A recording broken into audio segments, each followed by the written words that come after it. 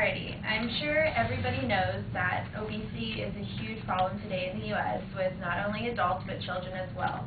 And I think Orson Welles says it all when he says gluttony is not a secret vice. I definitely agree with this comment, and in my speech I'm going to talk to you about what I think he means by this comment. I'm also going to talk to you about a situation that proves this quote. So what I think he means by this comment is a vice is like an immoral habit that one may have.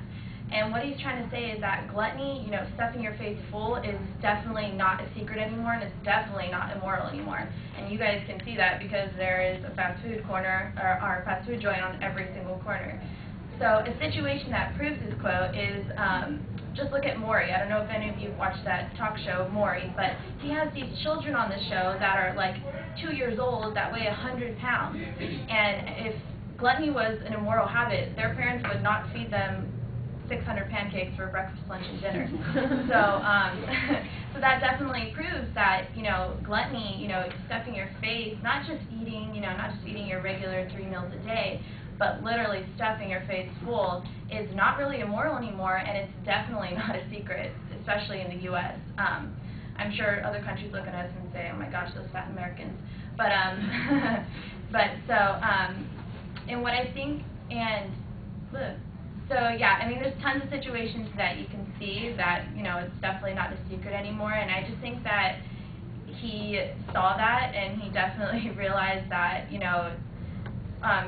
especially now in our day and age, that it's definitely more acceptable, like people are becoming more acceptable with their bodies, but that doesn't mean that you have to eat unhealthy or, just sit down and binge. But, so today I talked to you about what I think it means to me. I definitely agree with this comment, and I also showed you a situation where this quote plays in, so thank you.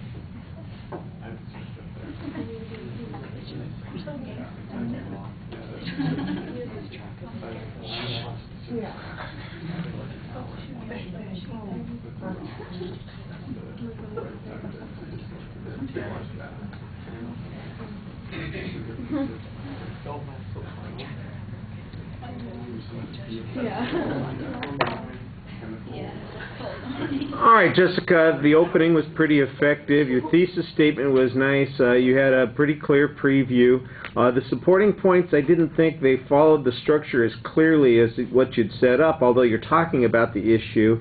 And I thought you had a couple of pretty good points. And when you're speaking, you're very animated while you're talking. Your gestures show that you're involved. Your facial expressions are all solid.